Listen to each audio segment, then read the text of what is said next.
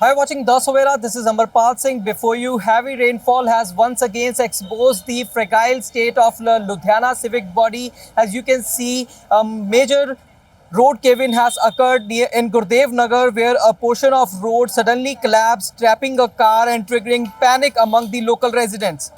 The incident took place amid incessant rainfall when a car belonging to a factory owner was passing through the backside lane near the Hero Bakery in Gurdev Nagar.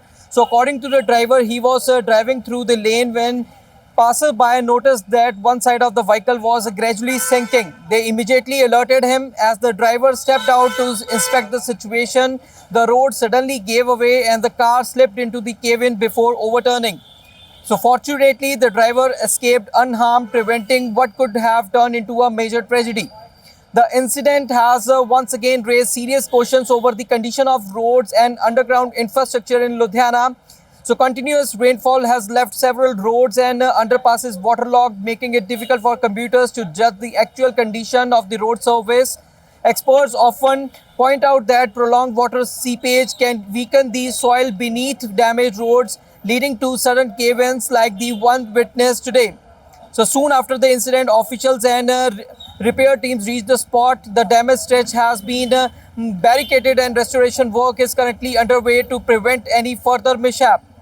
So the incident has also triggered a political reaction. Former Union Minister of State Ravneet Singh Bittu took to X, calling it the harsh reality of the so-called smart city Ludhiana.